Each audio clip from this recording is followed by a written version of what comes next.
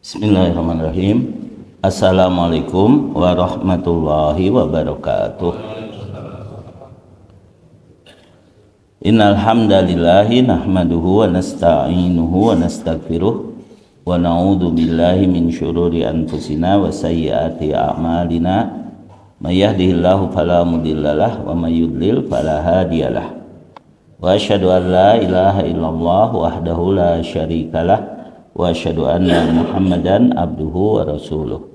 Allahumma shalli wa sallim ala nabiyyina Muhammadin wa ala alihi wa sahbihi ajmain. Allahumma anfa'na bima 'allamtana wa 'allimna ma yanfa'una innaka antal alimul hakim. Ya ayyuhalladzina amanu taqullaha haqqa tuqatih wa la tamutunna illa wa antum muslimun. Ya ayyuhan nasu taqu rabbakumul ladzi khalaqakum min nafsin wahidah wa khalaqa minha zawjaha wa batha minhuma rijalan katsiran wa nisaa wattaqullaha alladzi tasaaluna bihi wal arham innallaha kana 'alaikum raqiba. Ya ayyuhalladzina amanu taqullaha wa qulu qawlan sadida yuslih lakum a'malakum wa yaghfir lakum dzunubakum wa may yuti'illaha wa rasulahu faqad faza fawzan 'azima. Amma ba'du fa inna asdaqal hadithi kitabullah wa khairal hadi hadi Muhammadin sallallahu alaihi wasallam wa syarrul umuri muhdatsatuha wa inna kulla muhdatsatin bid'ah wa kulla bid'atin dhalalah wa kulla dhalalatin finnar. Alhamdulillah jamaah sekalian, kita bersyukur kepada Allah Subhanahu wa taala pada subuh pagi ini kita bisa menunaikan salat subuh berjamaah di Masjid Al-Muhajirin ini. Semoga amal kita diterima oleh Allah Subhanahu wa taala. Juga salawat dan salam semoga tercurah kepada Rasulullah sallallahu alaihi wasallam, keluarganya, para sahabatnya, dan semoga kita termasuk pengikutnya yang setia sampai akhir zaman mendapatkan juga salawat dari Allah Subhanahu wa taala sebagaimana sabda Rasulullah sallallahu alaihi wasallam, man shalla alayya salatan sallallahu alaihi asyarah. Siapa yang salawat kepadaku satu kali salawat, Allah akan bersalawat kepadanya 10 kali ya. Makanya penting kita membiasakan meyakini bersalawat kepada Rasulullah SAW itu hakikatnya untuk kepentingan kita sendiri, yaitu kita akan diampuni oleh Allah, kita akan dirahmati oleh Allah, atau disebut juga sholawat, mendapat sholawat dari Allah. Jadi paling tidak ada 3 dalil orang yang akan disolawati oleh Allah Subhanahu wa ta'ala ya. Juga yang pertama tadi orang yang bersolawat kepada Rasulullah SAW, yang kedua orang yang mendapat musibah lalu mengucapkan inna lillahi wa inna ilaihi rajiun, maka ayatnya berbunyi ulaika alaihim sholawatum mir rabbihim wa rahmah. Mereka akan mendapat sholawat dari Allah, akan mendapat rahmat Allah. Jadi keluarga ibu tadi yang meninggal semoga bisa mengucapkannya dengan ikhlas, inna lillahi wa inna ilaihi rajiun. Kita ini kepunyaan Allah dan kita akan kembali kepadanya. Bahkan bukan hanya yang kena musibah, kita aja yang masih hidup sekarang, masih sehat, harus merasa begitu, bahwa kita punya Allah, harta kita juga punya Allah. Jadi kalau ada sesuatu yang hilang dari harta kita, ya kita tidak merasa terlalu sedih ya, kan memang punya Allah, Allah sudah mengambilnya, nah gitu ya. Jadi kenapa kita selalu sedih kalau kehilangan? Salahnya karena kita merasa memiliki itu. Kenapa kita suka kecewa kalau ingin sesuatu? Karena kita bersandar pada makhluk. Jadi kalau tidak ingin kehilangan, tidak ingin sedih, harus hilangkan rasa memiliki. Kalau tidak ingin kecewa, hilangkan kebergantungan pada makhluk. Sudah bergantung pada Allah saja. Karena Allah mah tidak butuh. Kalau Allah memberi, ya itu berarti kan betul-betul murni kasih sayang Allah kepada kita, bukan karena Allah butuh kita. Kalau ke makhluk, kita bersandar pada makhluk, pertama dia sendiri butuh, dia mencintai kita, pasti ada keuntungan buat dia seikhlas apapun. Jadi seorang ibu mencintai anaknya ikhlas, tapi ada kepentingan buat dia, yaitu dia dapat pahala dari Allah. Tapi kalau Allah mencintai kita, Allah tidak butuh apapun dari kita sebenarnya. Makanya cinta yang paling besar kepada makhluk adalah cinta Allah. Allah lebih sayang kepada kita dari ibu kita, dari saudara kita, dari anak kita, dari pasangan kita, bahkan dari diri kita sendiri. Ketika Rasulullah SAW menunjukkan ada seorang ibu, buragiru, apa disebutnya teh heboh gitu, anak saya mana, bayi saya mana gitu, itu sedang suasana kayak pengungsian gitu. Lalu ketemulah anaknya, lalu didekaplah oleh ibu itu, disusuinya sampai seolah-olah si anak itu melekat erat menyatu dengan ibu tadi. Lalu Rasulullah SAW bertanya kepada para sahabat, bagaimana pendapat kalian, ibu itu kasih sayangnya terhadap bayinya? Dia sangat sayang sekali. Dia tadi begitu panik, begitu ketemu langsung didekap gitu kan. Langsung seperti melekat kepada tubuhnya. Lalu kata Rasulullah SAW, mungkinkah kepikiran oleh kalian ibu itu akan melemparkan bayinya ke dalam api? Tidak mungkin. Tidak mungkin, ibu itu sangat menyayangi bayi itu. Nah, Allah lebih sayang kepada kalian daripada ibu kepada bayinya, seperti itu. Jadi sebenarnya Allah tidak ingin kalian masuk neraka. Cuma kalau kalian masuk neraka, ya itu mah kalian itu loncat sorangan, itu mah gitu. Allah lebih sayang kepada kalian daripada ibu kepada bayi itu. Jadi kalau kalian masuk neraka itu bukan karena Allah melemparkan kalian ke neraka, bukan. Tapi karena kalian seseleket gitu, loncat sorangan ya. Bahkan orang yang beragama Islam pun masih mungkin masuk neraka dulu sebelum masuk surga. Dan itu kata sahabat Abdullah bin Mas'ud radhiyallahu anhu, saya merasa aneh. Liman golabat ahaduhu asyaratihi. Orang yang bisa dikalahkan oleh amal yang dikalikan 1, padahal dia punya amal yang dikalikan 10. Apa maksudnya? Amal kejahatan kalau dilakukan itu dosanya 1. Amal kebaikan kalau dilakukan kebaikannya 10. Baru diniatkan sudah dapat kebaikan kalau belum dilakukan. Terus yang 10 ini masih kalah oleh yang 1 tapi banyak gitu. Akhirnya masuk neraka. Nah, itu orang yang seseleket ya. Seseleket ya. Dia memaksakan diri masuk neraka. Seseleket itu udah nggak ada jalan, udah pokoknya maksain gitu. Jadi hakikatnya masuk neraka itu adalah manusia sendiri yang seseleket tadi ya. Belum lagi Rasulullah SAW mengatakan, aku menjaga kalian dari api, tapi kalian berterbangan kepada api seperti laron, seperti siraru. Terang siraru ya, kita misalnya lampu udah di atas, sudah ditutupi, bahkan mungkin pakai naon anggar we manehna mah hayang we gitu asup karena mati lagi gitu kan, masuk ke api atau masuk kepada lampu ya. Nah, begitulah Rasulullah SAW sayangnya kepada kita ya. Jadi ini tadi perlu menegaskan perlunya bersolawat karena Allah sangat mencintai kita. Rasulullah SAW sangat mencintai orang beriman untuk selamat ya. Surat ke 9 ayat 128 129. A'udzubillahi minasyaitonirrajim. Laqad ja'akum rasulun min anfusikum azizun 'alaihi ma anittum harisun 'alaikum bil mu'minina raufur rahim ya. Silakan dibaca 2 ayat terjemahnya.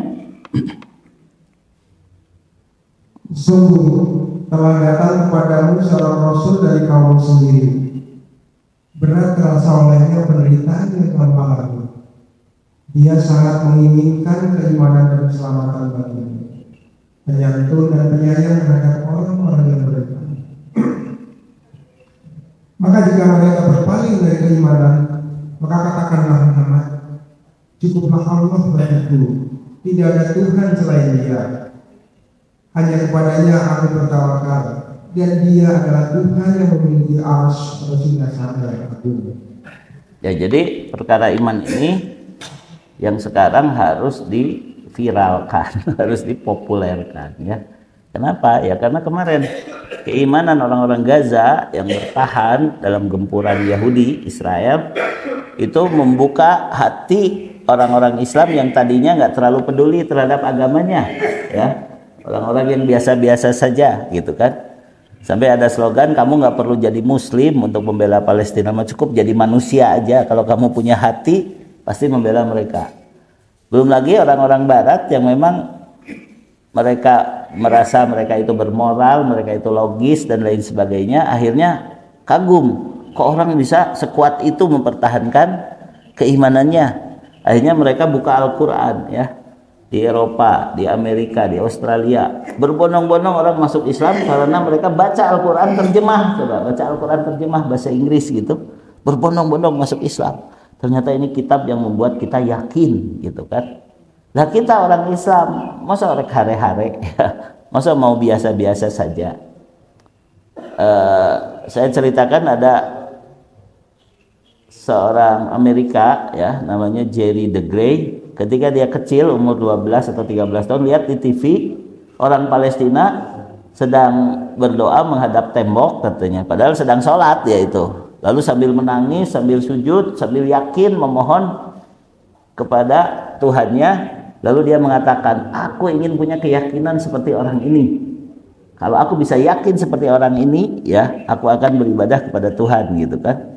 Dia tidak tahu bahwa itu orang Islam sedang sholat ya, dan menangis dengan khusyuk. Lalu kemudian dia ketika dewasa ditugaskan ke Saudi Arabia jadi pilot atau apa. Baru dia tahu, oh itu teh Islam, oh itu teh orang yang sedang sholat, dan akhirnya dia masuk Islam. Tapi kemudian dia sekarang tinggal di Indonesia ya, namanya Jerry the Gray ya, nanti cari di internet ada Jerry the Gray ya. Dan sekarang getol menyebarkan Tibun Nabawi katanya ya, jadi ajaran Nabi dalam masalah kesehatan. Walaupun beberapa rumusnya saya juga nggak menemukan hadisnya ya. Tapi buat dia terbukti katanya. Dia sudah lebih tua dari saya tapi kelihatan lebih muda gitu si Jerry the Gray ini ya. Salah satu rumusnya katanya bangun tengah malam langsung mandi. Setelah itu sholat tahajud, setelah itu tidur dulu sebentar sebelum sholat subuh, baru kemudian sholat subuh. Itu rumus yang dia sebutkan di salah satu wawancara. Terus ada rumus-rumus lain ya, rumus-rumus kesehatan nabawi katanya gitu si Jerry the Gray ini ya. Saya sudah beli bukunya berapa ya, 3 buku itu Jerry the Gray, karena saya salut. Nah itu orangnya ya. Muda saya muda dia Pak. saya kan ustadz bermutu ya, bermuka tua ya. Sengaja biar berwibawa kan gitu ya.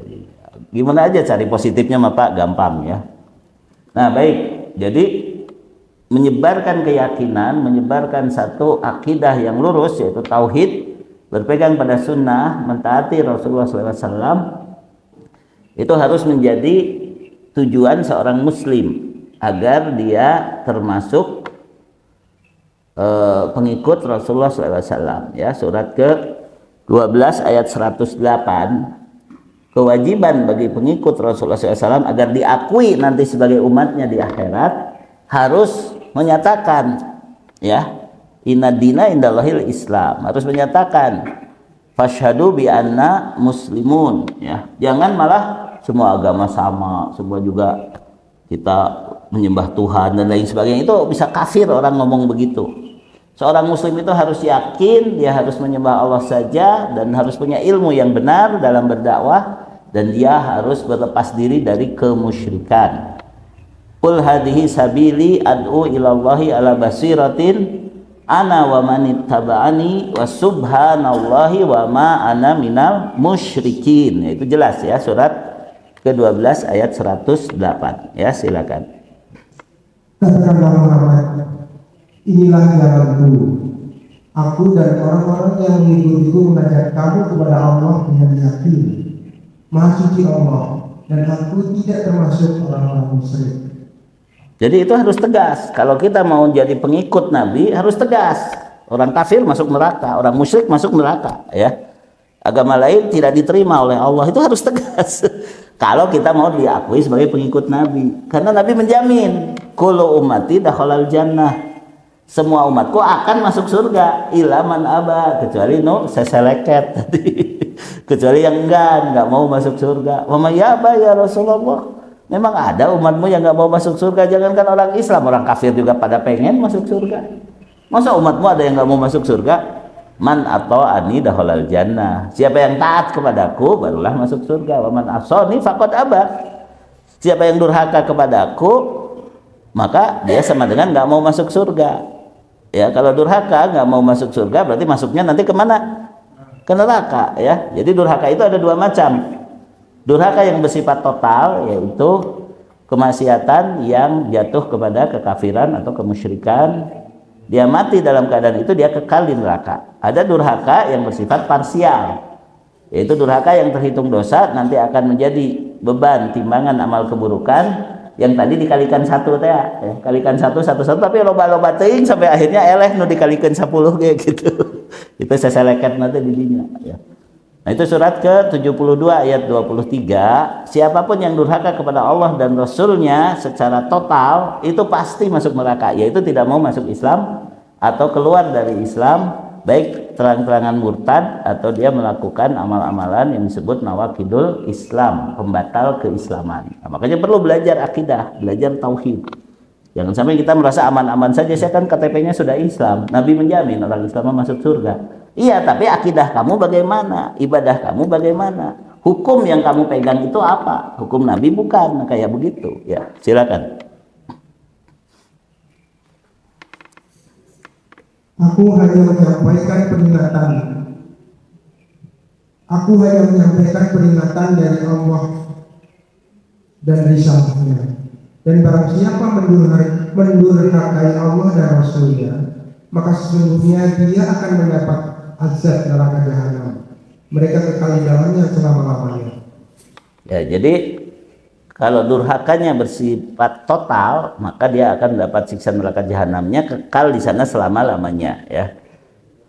Sebab ada juga orang yang sok pintar, akhirat itu tidak kekal katanya. Bahkan neraka mah lebih jelas lagi katanya tidak kekal. Ya tidak kekal itu buat ahli tauhid.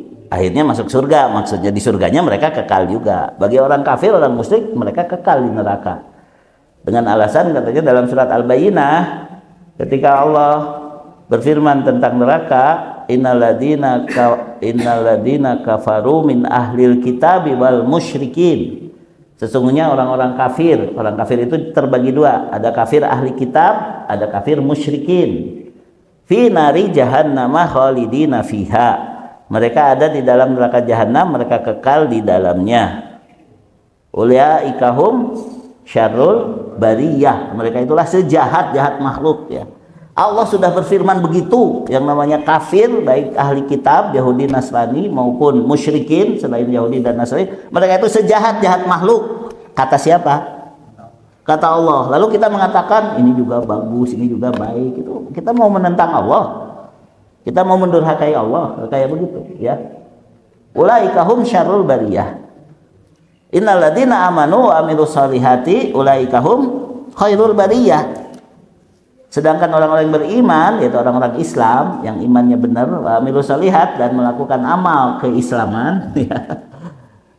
Ulaikahum khairul bariyah, mereka itulah sebaik-baik makhluk. Jazaohum inda rabbihim, balasan bagi mereka di sisi Allah, jannatu adnin tajri min tahtihal anhar khalidina fiha abada.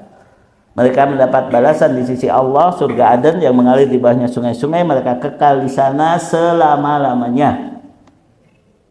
Radhiyallahu anhum wa radu anhu, Allah ridho kepada mereka, mereka pun puas dengan pemberian Allah di akhirat, yaitu surganya. Dzalika liman khasyya rabbah. Surga itu diberikan kepada orang yang takut kepada Allah.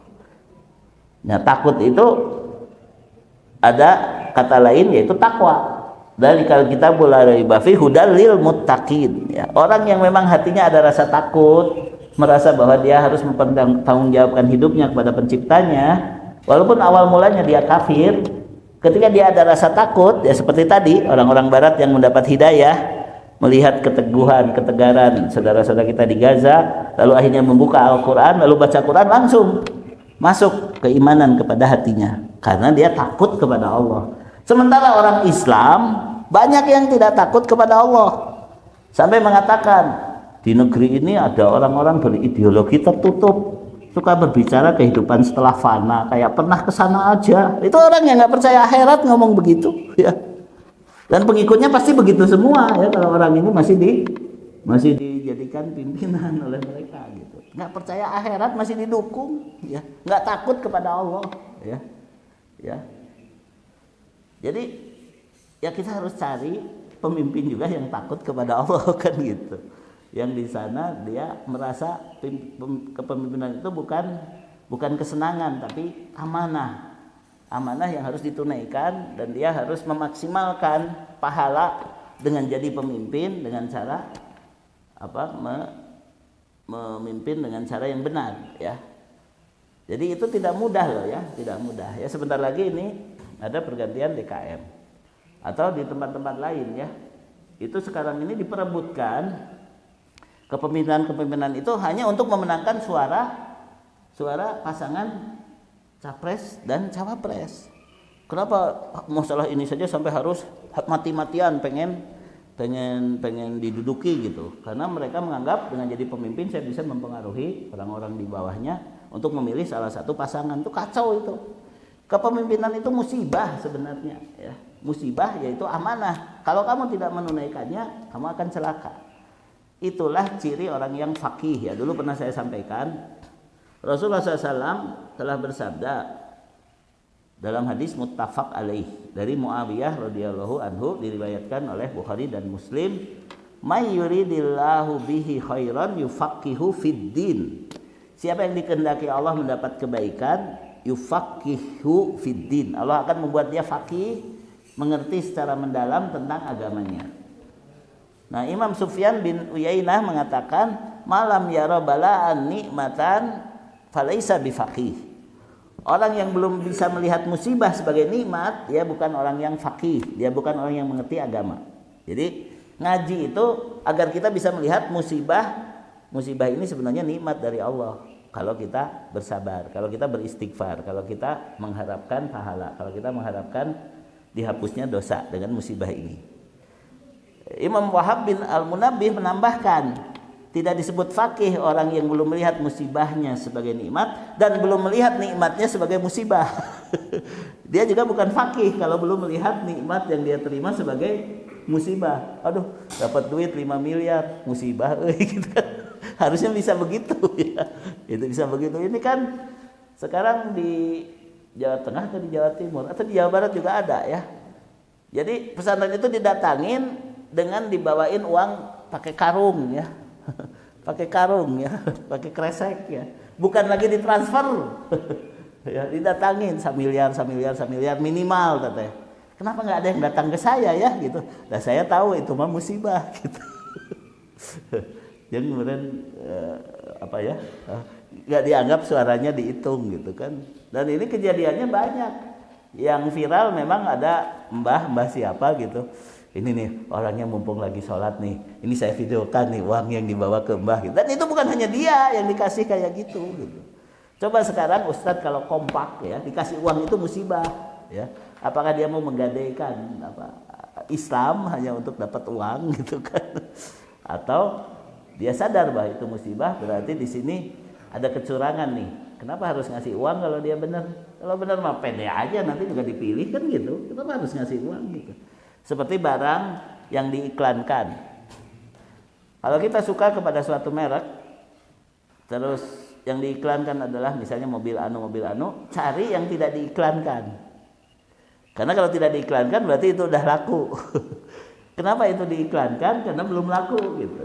Jadi misalnya kita senang, aduh, boleh nggak nyebut velg di video? Bolehlah, dari mah pengajian. Kita senang mobil Honda, ya. Sekarang lagi iklan Honda apa gitu kan? Cari yang tidak diiklankan. Yang tidak diiklankan, nah itu yang bagus. Karena sudah laku, makanya tidak diiklankan. Kalau yang diiklankan mah pasti, oh ini masih kurang pembelinya gitu. Nah sama aja gitu. Jadi kalau yang ngasih uang segala macam itu pasti tidak baik.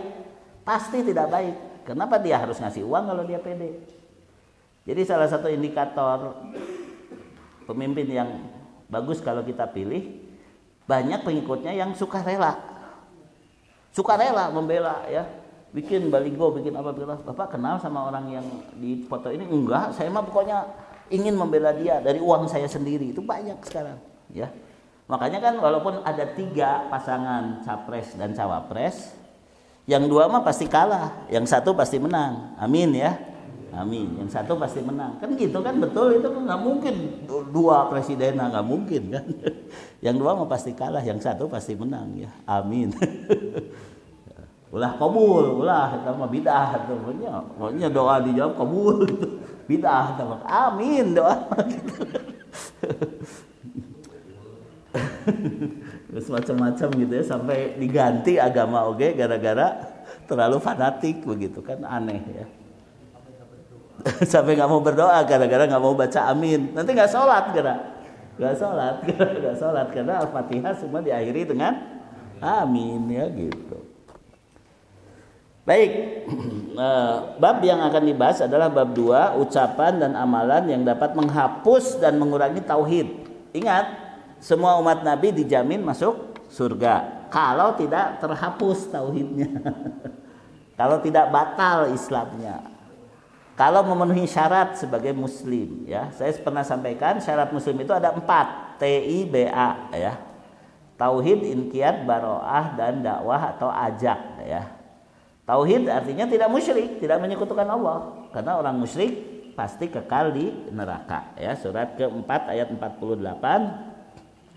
Innallaha la yaghfiru ayyushraka bihi wa yaghfiru ma duna dzalika liman yasha wa may yusyrik billahi faqad iftara itsman adzima. Ya silakan. Sesungguhnya Allah tidak akan mengampuni dosa karena mempersekutukannya atau syirik. Dan Dia mengampuni dosa yang selain syirik itu bagi siapa yang Dia kehendaki. Barang siapa mempersekutukan Allah, maka sungguh Dia telah berbuat dosa yang besar. Yaitu ya, Allah tidak akan mengampuni dosa syirik. Maka syarat pertama seorang muslim itu diaku sebagai umat Nabi tidak musyrik dan tidak mati dalam kemusyrikan ya. Syarat yang kedua disebut inqiyad. Inqiyad itu yaitu hukum yang dipegang olehnya hanya hukum yang dibawa Rasulullah. Walaupun sekarang diatur bukan oleh hukum Islam, tapi hatinya hanya setia kepada hukum Allah. Jadi kentah para sarjana hukum, untung di videonya.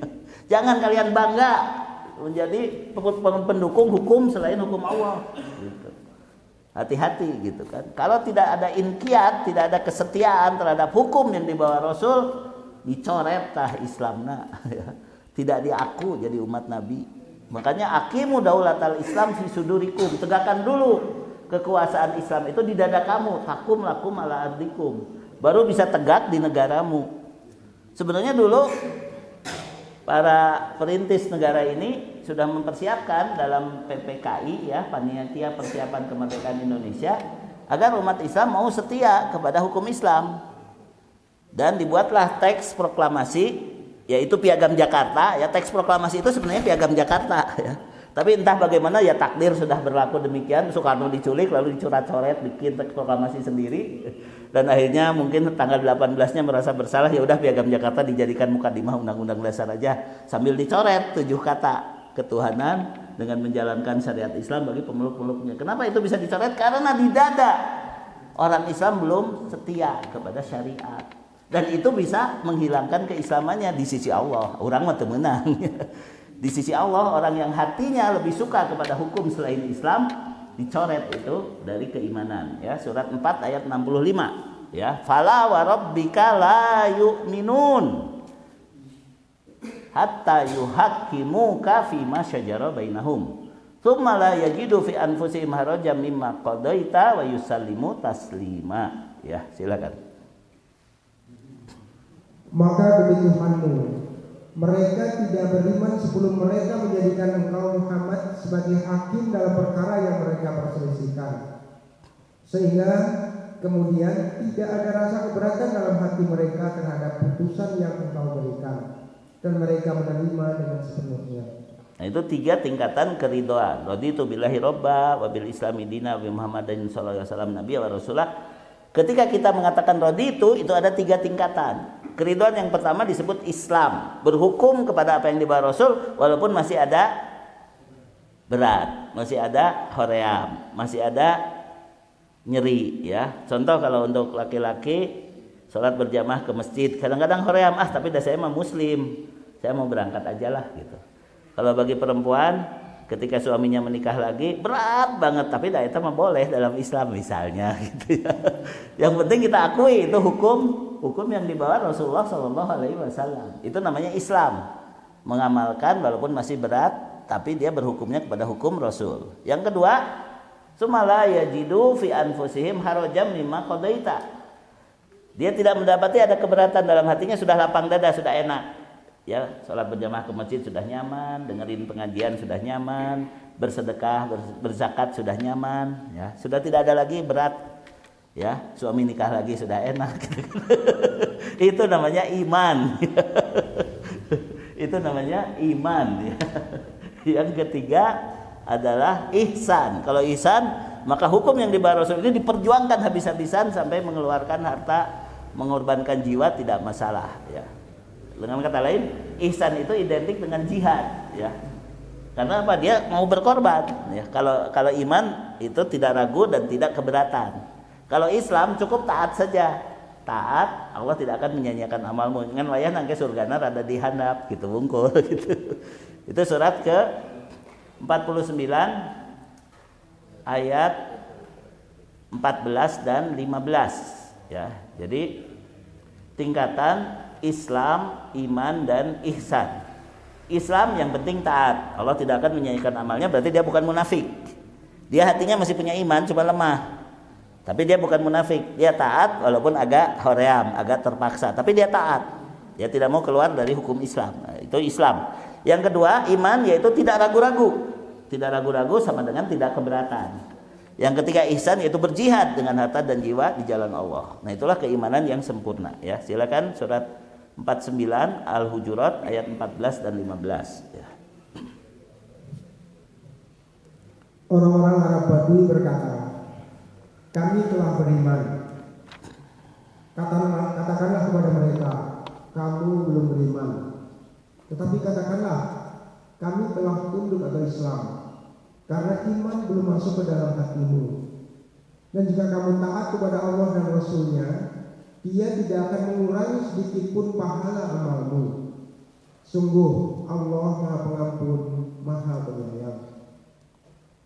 Sesungguhnya orang-orang mukmin yang sebenarnya adalah mereka yang beriman kepada Allah dan Rasul-Nya. Kemudian mereka tidak ragu-ragu dan mereka berjihad dengan harta dan jiwanya di jalan Allah. Mereka itulah orang-orang yang benar. Jadi orang-orang yang benar imannya ketika sudah tidak ragu-ragu, apalagi sudah berkorban dengan harta dan jiwa. Orang yang cukup taat saja, walaupun kadang-kadang ada keraguan, kadang-kadang ada kemalesan, kadang-kadang ada keberatan, tapi dia taat, ya, setia kepada hukum Islam, ya, itu tingkatannya masih Islam, tapi amalnya tidak disia-siakan. Artinya dia tetap punya hak masuk surga dengan tauhidnya, ya, dengan ketaatannya. Nah, adapun orang yang beriman adalah tidak ragu sedikit pun ayat hadis sami'na wa ata'na. Nah gitu, ya. Kan sekarang banyak orang ngaku Islam tapi dibacakan ayat teh kalah ka bedegong, dibacakan hadis teh kalah ka pokoknya saya mah nggak mau terima itu, kayak gitu kan. Banyak keras kepala ngaku Islam, ya. Ya. Kemudian yang ketiga adalah berjihad, berjuang dengan harta dan jiwa di jalan Allah, maka dia ihsan, ya, seperti itu, ya. Nah, kemudian TIBA, B-nya baroah. Baroah itu kalau kita ngaku iman, kalau kita ngaku pengikut Nabi, tidak mungkin kita akan mencintai, menyayangi orang kafir dari hati. Kalau perilaku bolehlah ramah ke mereka, tapi jangan dari hati, ya. Jangan dari hati. Sekedar ramah, sekedar basa-basi, ya. Ya. Bahkan jangan terlalu akrab juga. Jeung orang kafir mah tong akrab, tong caket, ya. Jangan dekat, itu bahaya, itu akan merusak keimanan Anda. Cukup wawuh munding jeung orang kafir mah, urang jelema manehna munding, cukup kayak gitu lah gitunya. Wawuh munding lah jeung orang kafir mah gitu. Nah, itu cek Al-Qur'an orang kafir itu munding gitu, cek Al-Qur'an eta mah, ya. Surat ke isi dianggap heureuy. Surat ke 58 ayat 22 dan surat 7 ayat 179 gitu. Mumpung divideokeun, ke palingnya moal diupload lah. Silakan, ya. Surat 58 ayat 22, ya. Engkau Muhammad tidak akan mendapatkan suatu kaum yang beriman kepada Allah dan hari akhirat, saling berkasih sayang dengan orang-orang yang menentang Allah dan Rasulnya, sekalipun orang-orang itu bapaknya, anaknya, saudaranya atau keluarganya. Mereka itulah orang-orang yang dalam hatinya telah ditanamkan Allah keimanan. Allah telah menguatkan mereka dengan pertolongan yang datang dari Dia. Lalu dimasukkannya mereka ke dalam surga yang mengalir di bawahnya sungai-sungai, mereka kekal di dalamnya. Allah ridho terhadap mereka dan mereka pun merasa puas terhadap limpahan rahmat-Nya. Mereka lah golongan Allah. Ingatlah, sesungguhnya golongan Allah itulah yang beruntung. Jadi walaupun banyak kelompok, banyak partai, banyak organisasi, banyak yayasan, manusia itu nanti hanya terbagi dua, golongan Allah atau golongan setan. Milih mana? Golongan Allah. Mau tadi jangan ada kasih sayang dari hati kepada orang yang menentang Allah dan Rasulnya. Bahkan kalau itu bapak kita sendiri, saudara kita sendiri, istri kita sendiri, anak kita sendiri, kafir manehna mah saya ramahnya hanya tadi we wawuh munding ngungkul urang jelema manehna munding geus kitu ya. Surat 7 ayat 179 ya. Surat 7 ayat 179. Nah, saya pernah ceramah di salah satu masjid di daerah Padasuka. Speakernya keluar. Kalau ini kan di dalam speakernya kan kayak YouTube nah keluar. Terus ada orang kafir di sebelah masjid ngomong, "Kenapa Ustaz itu mah ngomong orang yang selain Islam teh hewan ya?" Oh, manehna ge ngomong di gereja orang teh domba cenanya, orang teh domba-domba sesat yang diselamatkan oleh Yesus cenah. Urusan masing-masing we da, itu mah keyakinan kamu. Keyakinan kita begitu menurut Al-Qur'an. Orang-orang kafir itu lebih sesat dari binatang ternak. Disebut munding teh mending maksudna teh. Da manehna mah lebih sasar tibatan munding. Jadi kita sebut munding itu jangan tersinggung, harusnya bersyukur. Alhamdulillah Ustaz cuma sampai derajat munding dan jek Al-Quran mah lebih sesat dari munding gitu. Silakan surat 7 179 gitu. Dan sungguh akan kami isi neraka jahanam banyak dari kalangan jin dan manusia. Mereka memiliki hati, tetapi tidak dipergunakannya untuk memahami ayat-ayat Allah. Dan mereka memiliki mata, tetapi tidak dipergunakannya untuk melihat tanda-tanda kekuasaan Allah. Dan mereka mempunyai telinga, tetapi tidak dipergunakannya untuk mendengarkan ayat-ayat Allah. Mereka seperti hewan ternak, bahkan lebih sesat lagi. Mereka itulah orang-orang yang lemah. Jadi ayat dalilna enggak? Bahasa wawuh munding tadi ayat dalilna teh urang jelema manehna munding aya dalilna eta. Ada dalilnya. Nah, orang yang sudah disebut lebih sesat dari binatang, orang yang sudah disebut sejahat-jahat makhluk menurut Allah, menurut Al-Quran, lalu banyak orang yang mengaku intelektual muslim memuji-muji orang kafir, memuji orang-orang yang katanya cerdas segala macam, padahal mereka kafir, mereka tidak percaya kepada Rasulullah Muhammad Sallallahu Alaihi Wasallam. Tongkat tipu, jangan tertipu sama orang seperti itu. Ikuti saja firman Allah, ikuti saja Al-Quran gitu. Supaya kita diaku oleh Nabi sebagai umatnya, yaitu harus baro'ah, berlepas diri memusuhi kekafiran, kemusyrikan dan para pelakunya. Itu syarat ketiga. Syarat yang keempat ajak tadi ya, mengajak orang ke jalan Allah dengan ilmu yang benar. Ya, tadi sudah disebutkan ayatnya surat 12 108 dan sudah dibacakan. Nah, jadi 4 syarat ini barulah nanti di akhirat masuk kepada hadis kullu ummati dakhalal jannah. Semua umatku masuk surga kalau umat ini memenuhi syarat-syarat ini ya, karena jelas ayat-ayatnya. Ya, itu yang diuraikan oleh para ulama akidah. Syurutul muslim arba'ah. Syarat muslim itu ada 4. Bukan hanya bersyahadat doang. Bersyahadat itu untuk masuk ke dalam agama Islam. Tapi agar Islamnya diterima, pelajari 4 syarat ini, penuhi 4 syarat ini. Tauhid, tidak menyekutukan Allah. Inqiyad, berhukum hanya kepada hukum yang dibawa Nabi. Inqiyad itu artinya komitmen, terikat ya, keterikatan itu inqiyad. Kemudian baro'ah, berlepas diri memusuhi kekafiran, kemusyrikan dan para pelakunya, serta ajak atau dakwah ya, mengajak orang lain ke jalan Allah, meyakini hanya Islam agama yang diterima Allah, Hanya Islam yang membuat seseorang diridhai Allah, hanya Islam yang membuat seseorang bisa masuk surga. Jangan terpengaruh oleh isu-isu toleransi yang salah, ya, isu-isu pluralisme, isu-isu macam-macam yang dasarnya bukan Quran dan Sunnah tapi sugan yang cenah, ya, kalau yang lain itu ya seperti itu. Nah, ini untuk pengantar karena babnya berjudul ucapan dan amalan yang dapat menghapus dan mengurangi tauhid. Rinciannya: 1. Mengaku mengetahui yang gaib dengan membaca garis telapak tangan, air pada cangkir, ilmu nujum dan lainnya. Yang kedua, sihir, perdukunan dan paranormal. Yang ketiga, mempersembahkan hewan kurban dan nazar serta hadiah-hadiah untuk tempat-tempat ziarah, kuburan dan mengagungkan tempat-tempat itu. Yang keempat, mengagungkan patung-patung dan tugu peringatan, ya. Sekarang ini kan di jalan layang itu mesti dicat deh ya. Patung-patung kecil di sisi jalan eta teh saha eta teh boga inisiatif kawas gitu. Jadi dinding-dinding di jalan layang itu gambarnya patung-patung itu naon gitu kan ya, mungkin apa ya? Ngasilkan duit ya, proyek kayak gitu ya. Terus ya itu patung Soekarno mau dibangun di Gor Saparwa ya gitu. Membesar-besarkan patung itu sifat kesyirikan ya.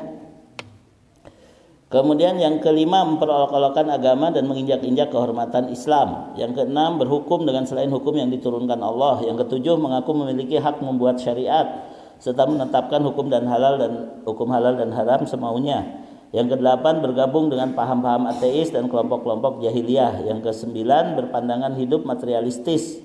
Yang kesepuluh, arruqa atau jampi-jampi dan atamaim, jimat-jimat yang syirik. Yang ke-11, bersumpah dengan selain nama Allah, bertawassul dan memohon pertolongan kepada selain Allah, kepada arwah-arwah orang-orang yang sudah meninggal dan lain sebagainya. Itu bisa mengurangi tauhid atau bahkan bisa menghapus tauhid ya. Naudzubillahi min dzalik. Jadi baru judulnya, tapi udah ngeri. Baru judulnya udah ngeri.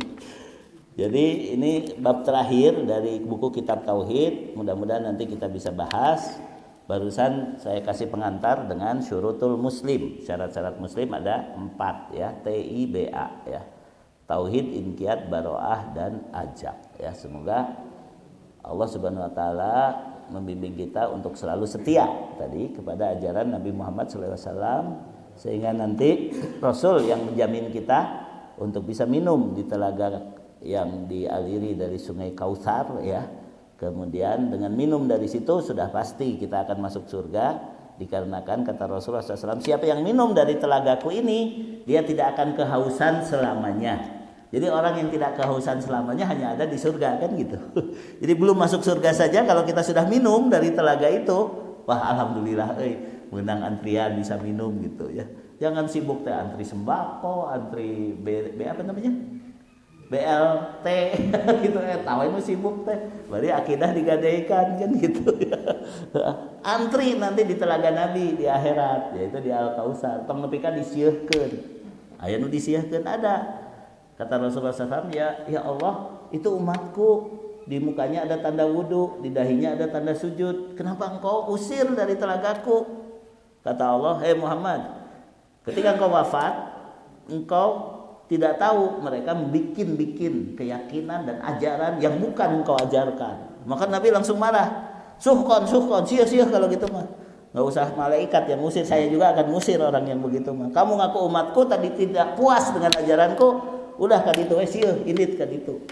Ini peringatan buat orang-orang Islam liberal, Islam Nusantara, Islam Jalan Tengah yang membikin nama-nama Islam lain selain Islam dari Nabi Muhammad Sallallahu Alaihi Wasallam ya. Sengaja saya ngomong keras di video supaya kita diupload video narud. Diupload boleh lah, kan bae dan nonton kisah etik lah wal dan naon. Alhamdulillah ya. Terakhir tadi ada pertanyaan, apakah seorang anak laki-laki boleh memandikan ibunya kalau sudah wafat? Jawabannya boleh kalau tidak ada orang lain dan dia tinggal di satu pulau dan ibunya ketika wafat itu tidak bisa dimandikan kecuali oleh dia. Tapi kalau masih ada ibu-ibu, masih ada wanita, ngapain dia mandiin ibunya? Saya aja sebagai suami dulu di Bali nggak memandikan istri saya. Saya suruh anak saya aja memandikan ibunya, yang perempuan bukan yang laki-laki ya gitu. Jadi ngapain juga kita sibuk anak laki-laki mandikan ibunya?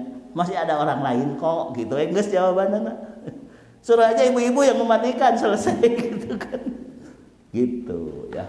Adapun mengapa ada ustadz yang mengatakan seorang anak tidak boleh melihat aurat ibunya, karena dalam hadis juga begitu. Kalau kalian berhubungan, ini buat Pak Iwan yang belum menikah lagi ya.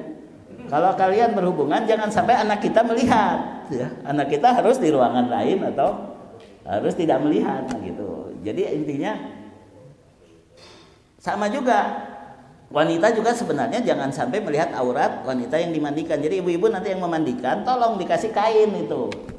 Tolong dikasih kain walaupun sesama wanita. Sama juga bapak-bapak ya kalau memandikan mayit, walaupun dia sudah mayit tutup dengan kain, basahin, digosoknya di bawah kain gitu ya. Entong nera-nera jelema walaupun sudah meninggal. Ini banyak yang tidak tahu memandikan mayit, urang mah sarua lalaki model itu, ibu-ibu dasar wa awewe.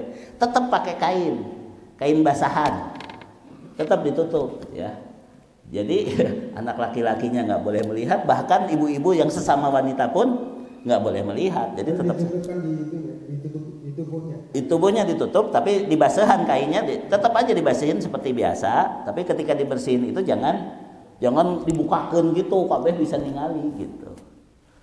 Ya jadi dulu waktu paman istri saya ya, Mang Ohir meninggal, itu orang-orang tetangga sekitarnya begitu saja telanjang di saya buru-buru bawain anduk.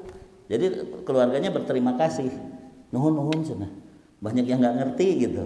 Anduk ditutupkan aja di atas tubuhnya, jangan sampai pas mandiin teh kacir we muligir di depan banyak orang gitu. Nah, itu banyak yang nggak ngerti.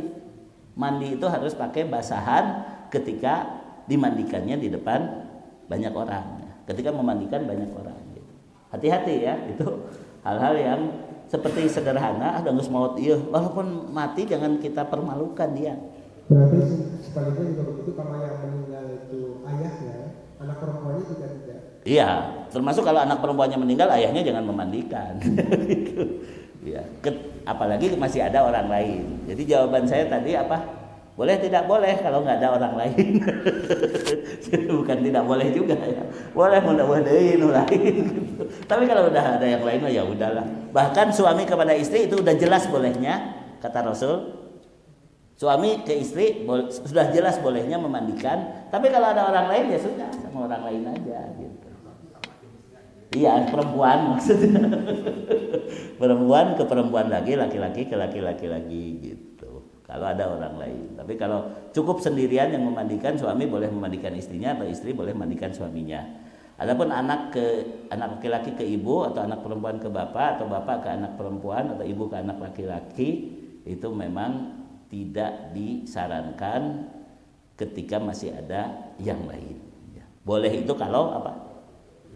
Mun teu aya deui. Boleh kalau tidak ada. Begitu saja. Jadi saya tidak mengatakan tidak boleh. Boleh, namun eueuh deui. Cuman ketika masih ada yang lain lebih utama oleh yang lain ya. Silakan pertanyaan yang lain barangkali Pak Sigit. Silakan Ibu Bapak sekalian. Ada yang mau ditanyakan. Silakan Pak Abraham. Itu ada Pak Abraham katanya mau nanya. Terus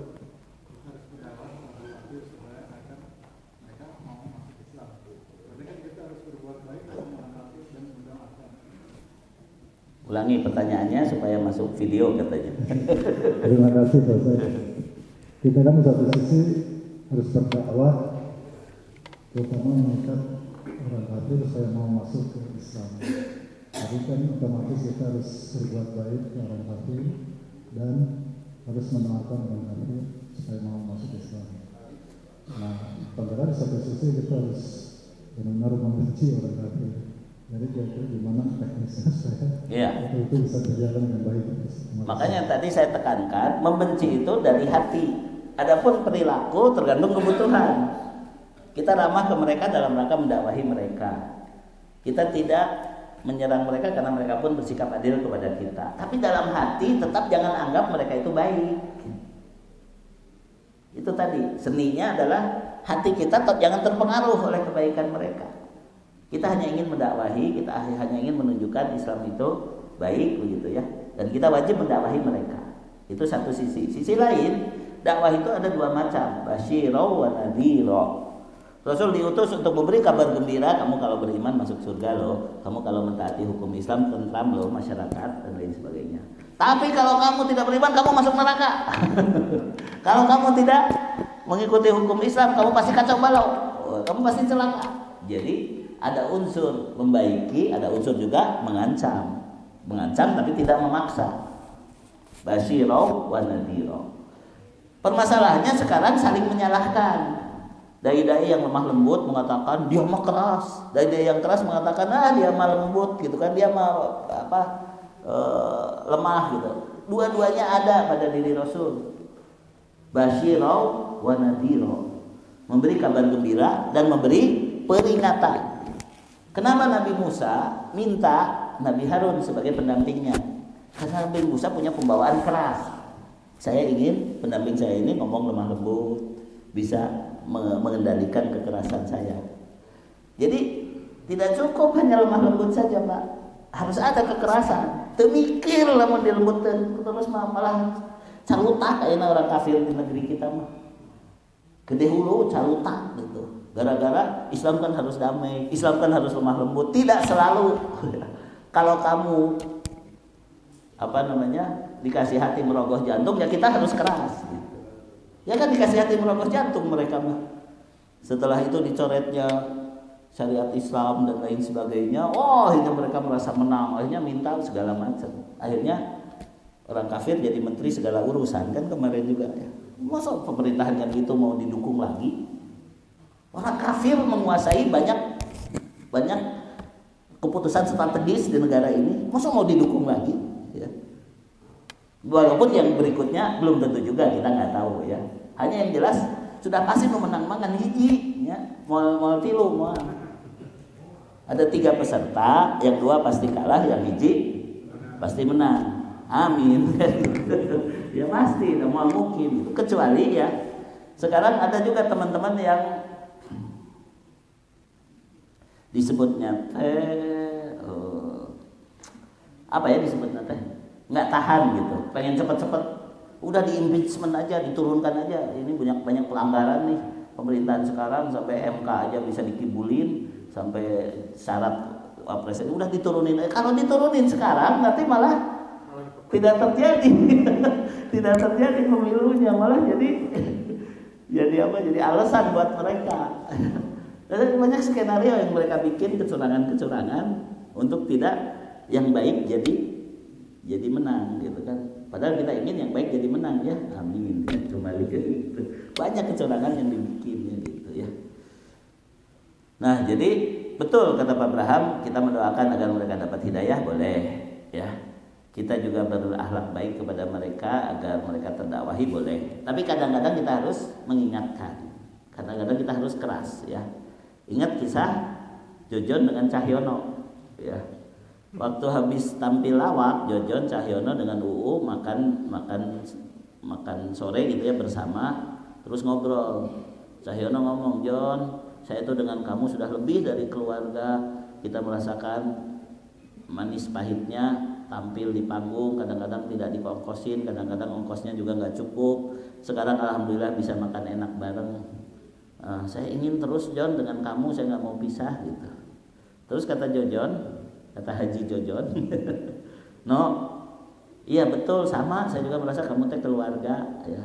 Tapi saya dengan UU kan orang Islam, saya mah nanti masuk surga, kamu mah masuk neraka, no." Gak akan bisa sama-sama di akhirat. Sorry ya, no, ini kamu terusin aja makan, saya dengan UU mau sholat maghrib dulu gitu. Begitu mereka berdua sholat, saya merenung, aduh saya nanti pisah dengan Jojon, saya sedih gitu kan. Itu kan dikerasin kan. Lu mau masuk neraka, saya berdua mau masuk surga, ya gitu kan. Ya, akhirnya saya merenung, kalau gitu saya masuk Islam saja. Alhamdulillah, ya akhirnya masuk Islam dan jadi ustadz, jadi Haji Muhammad Cahyono. Dan kalau ceramah lebih banyak pendengarnya dari saya karena dia pintar melawak. Kalau saya mah enggak, biasa-biasa aja gitu.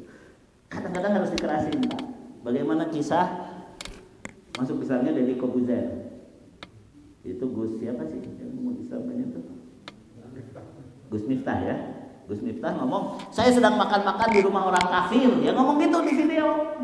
Deddy Kobuzer masih kafir, Deddy Kobuzer diomongin gitu, baru akhirnya masuk Islam Deddy Kobuzer. Jadi ramah saja belum tentu menggugah mereka, Pak. Kamu mah ramah lemah, ngapain saya jadi orang Islam, jadi orang lemah? Kadang harus dikerasin biar mereka akhirnya masuk Islam. Tetangga baik banget, ibu teh solehah, cantik lagi.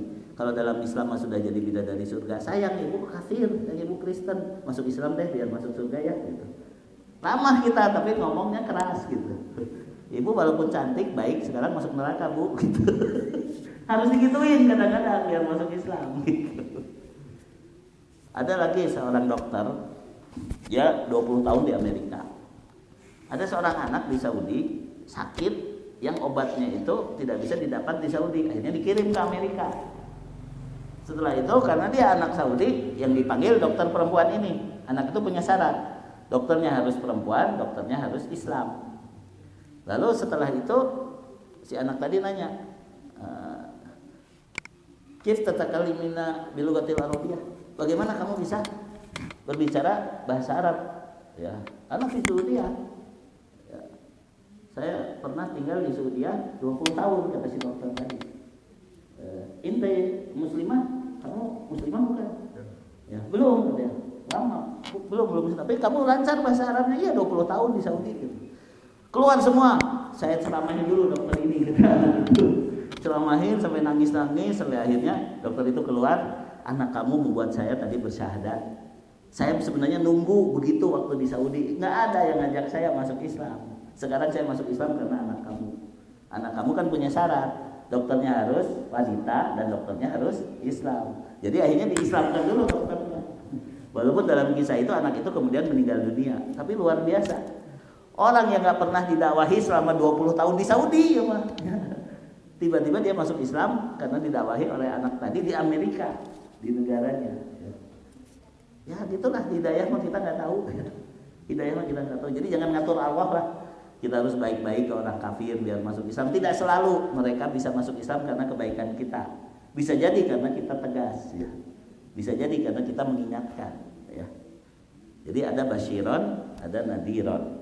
Ada pemberi kabar gembira, ada juga pemberi peringatan. Dua-duanya dibutuhkan, ya seperti itu. Cukup ya, sudah jam 6. Atau masih ada? Sedikit? Masih ada. Enggak, Pak Oleh, mana Pak Oleh?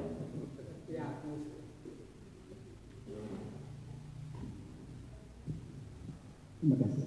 Setiap musibah yang menimpa pada seseorang itu akibat dari kesalahan dirinya. Tapi bagaimana dengan Nabi Ayub yang diberi sakit lama itu? Memang kesalahannya itu. Iya. Iya. Maksud saya musibah itu selalu jadi kebaikan buat seseorang. Karena minimal ada 3 hikmah di balik musibah. 1, hikmahnya menghapus kesalahan. Ya, surat 42 ayat 30 enggak usah dibuka lah sedikit. Karena ini sudah sering saya sampaikan. Ma asaba min musibatin ma asabakum min musibatin fa bima kasabat aydikum wa ya'fu an katsir. Tidaklah menimpa kamu suatu musibah pun kecuali disebabkan kesalahan kamu sendiri dan Allah mengampuni banyak dari kesalahanmu. Itu satu hikmah di balik musibah, menghapus kesalahan karena musibah itu akibat kesalahan kita. Yang kedua, surat ke-30 ayat 41, musibah itu mengembalikan manusia ke jalan yang benar. Mungkin bukan karena dosa sepenuhnya, tapi karena dia sedang menempuh trek yang salah, dikembalikan, digiring lagi ke jalan yang benar. Yaitu doharul fasadu fil ardi, doharul fasadu fil bahri wal fil barri wal bahri bima kasabat aydin nas. Telah nampak kerusakan di darat maupun di laut disebabkan ulah tangan manusia. Liyudhiqahum ba'dal ladzi amilu la'allahum yarji'un. Agar Allah memberi rasa kepada mereka sebagian akibat dari perbuatan mereka sendiri agar mereka kembali ke jalan yang benar. Jadi musibah satu menghapus dosa. Musibah karena kesalahan kita menghapus dosa. Yang kedua, musibah mengembalikan seseorang ke jalan yang benar. Yang ketiga, musibah menguji keimanan dan membuat seseorang mendapat ilmu, mendapat hidayah, mendapat petunjuk bagaimana menyikapi musibah tadi. Ya, contohnya Nabi Ayub. Ma asaba min musibatin illa bi'idznillah wa may yu'min billahi yahdi qalbah. Walaupun diberi musibah, dia diberi petunjuk hatinya. Musibah ini sebenarnya kasih sayang Allah kepadamu, ya. Jangan kamu merasa dibenci oleh Allah. Jangan kamu merasa dimurkai Allah. Allah menyayangimu dalam bentuk memberi musibah. Jadi tidak selalu juga musibah itu selaras dengan kesalahan. Kenapa? Karena dilihat oleh orang dengan dilihat oleh orang yang menerima belum tentu sama. Misalnya kita melihat orang-orang Gaza ini menderita susah, tapi bisa jadi mereka malah berbahagia. Buktinya ketika ada yang meninggal langsung pada memberi selamat-selamat, ya saudara kamu sudah syahid, ya. Anak-anaknya pada hafal Quran, ayo ulang, ayo nak. Jauh dari semangat jihad, jauh dari semangat hafalkan Quran. Berarti menang musibah itu mungkin bukan mereka tapi kita, ya gitu. Karena kita terlalu lama, bisa jadi begitu. Makanya musibah bisa saja meninggikan derajat seseorang, dan dari sisi Allah itu hakikatnya bukan musibah, hakikatnya adalah meninggikan derajat. Makanya ketika kita merasa saya sudah soleh, nama saya juga soleh, kan gitu kok dapat musibah. Nabi Ayub lebih soleh di orang dapat musibah. Nah gitu maksudnya. Nabi Ayub untuk pembanding buat kita ketika kita mendapat musibah. Apakah Nabi Ayub menyadari dosanya? Menyadari, dia punya kesalahan. Tetapi beliau menganggap sakit ini beberapa tahun, ada yang bilang 80 tahun, ada yang bilang 18 tahun. Dia sakit terus-terusan. Dia tidak meminta agar Allah menyembuhkan penyakitnya, karena dia melihat ini kasih sayang Allah. Ya, dia tidak minta itu. Tapi suatu saat istrinya pulang dalam keadaan rambutnya jadi pendek, kemudian penyakitnya sudah mulai menyerang lidah, menyerang organ yang bisa membuat dia berpikir. Maka lalu dia berdoa, Anni masaniyadur wa anta arhamur rahimin. Ya Allah, aku kan diserang penyakit sudah lama, tapi aku sadar Engkau adalah sebaik-baik yang menyayangi. Jadi bukan minta sembuh, kan Engkau yang paling baik ya Allah. Ya, jadi bukan minta sembuh, minta sembuhnya dengan malu-malu. Ini istriku sudah sampai mengorbankan rambutnya, mulutku pun sudah hampir tidak bisa lagi berpikir, maka sembuhkanlah aku. Akhirnya Nabi Ayub disembuhkan, hartanya dikembalikan, keluarganya dikembalikan, dan dia meninggal dalam keadaan sejahtera. Walaupun penyakitnya penyakit yang paling berat yang diderita oleh manusia seluruh dunia, tidak ada lagi yang lebih berat di sakit kecuali Nabi Ayub. Jadi selama kita sakit kita ingat Nabi Ayub, orang dia tesa soleh Nabi Ayub, ya biasa we kalau Allah muji orang. Kau mau orang mah pasti boga dosa. Tapi Nabi Ayub penyakitnya bukan karena dosanya semata, tetapi karena kasih sayang Allah ingin menguji dia keimanannya dengan cara menimpakan penyakit. Jadi tidak selalu setiap musibah karena dosa, tidak selalu. Sebab surat keempat ayat 79 ya.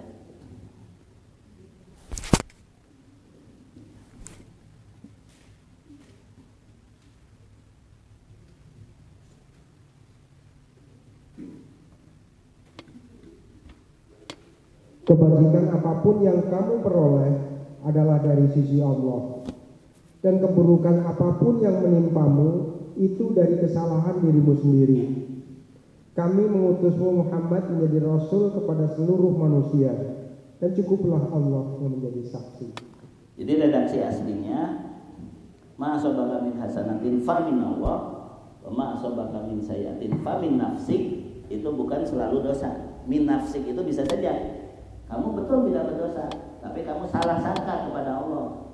Kamu menganggap ini musibah, padahal Allah sedang menyayangi kamu. Berarti salah kamu juga, bukan dosa itu mah. Kamu salah melihat musibah ini, tidak melihatnya sebagai nikmat. Berarti musibah itu berasal dari dirimu, tidak selalu karena dosa, tidak selalu. Tapi karena kamu tidak menyikapinya dengan sikap keimanan, itu pun salah. Walaupun tidak sampai dosa. Kamu salah paham, Allah itu sedang menyayangi kamu loh, bukan sedang menyiksa kamu. Kok kamu menganggap itu musibah? Ya. Tapi memang gampang ngomong mah. Saya juga kalau ditolak sama seorang perempuan sakit hati dulu, padahal ustadz ya gitu ya. Kan itu teh musibah teh nikmat sebenarnya. Udah lah. Jadi Mau- curhat itu video deh. Mau dikasih yang lebih bagus. Oh gitu. Tuh, jadi sebenarnya Allah mau ngasih yang lebih bagus gitu. Alhamdulillah. Cekaplahnya udah jam 6 Sebentar, masih. Ustaz. Oh masih Kalau gitu. tadi Nabi Ayub seperti itu, Nah. sekarang pada saat kita ini yang mungkin imannya masih terbatas, Nah. pada saat kita kena musibah, kita sakit, harusnya bagaimana mindset kita dan bagaimana doa kita? Apakah kita juga tidak perlu minta doa Allah? Kita tidak sehebat Nabi Ayub. Ya, kita tetap berdoa sesuai dengan yang diajarkan Nabi. Innalillahi wa inna ilaihi rajiun. Allahumma ajurni fi musibati wa akhlifli khairan minha. Itu doa dari Nabi cukup. Sesungguhnya kami milik Allah, kami akan kembali kepadanya. Musibah ini hak Allah sebagai Tuhan memperlakukan ciptaannya terserah Allah. Tapi aku yakin Allah maksudnya baik kepadaku. Nah gitu. Innalillahi wa inna ilaihi rajiun. Sesungguhnya kami milik Allah, kami akan kembali kepadanya. Allahumma ajurni fi musibati. Ya Allah, berilah aku pahala dalam musibah ini. Nah, itu bersikap benar dalam menghadapi musibah. Mau berapa lama pun pahalanya jadi lebih banyak. Dihapus dosanya lebih banyak, ya. Wa akhlifli khairan minha. Gantilah kehilanganku dalam musibah ini dengan yang lebih baik. Gantinya bisa langsung di dunia, bisa juga di akhirat. Dan sudah pasti di akhirat lebih baik dari dunia, gitu kan? Ganti kehilangan sekarang, kekecewaan sekarang diganti dengan pahala di akhirat, kan pasti lebih baik. Jadi doa ini pasti manjur kalau kita yakini. Innalillah wa inna ilaihi rajiun. Allahumma ajurni fi musibati wa akhlifli khairan minha. Ya, itu doanya, simpel ya. Enggak usah macam-macam. Ya, lakukan itu ya. Oh ya, saya udah belum ya baca innalillahi ketika patah hati? Udah diingetin sama Mas Sigit barusan. Sering kene. Alhamdulillahirabbil alamin, mudah-mudahan bermanfaat. Semoga Allah Subhanahu wa taala meneguhkan keimanan kita, menerima amal-amal kita, mengampuni kesalahan kita, juga kedua orang tua kita, dan juga semoga Allah menjaga keluarga kita dalam ketakwaan. Bismillahirrahmanirrahim. Allahumma inna na'maduka wa nasta'inuka wa nastaghfiruka wa nastaghfiruka wa natubu ilaik. Allahumma sholli wa sallim ala habibika wa nabiyyika Muhammad wa ala alihi wa sahbihi ajmain.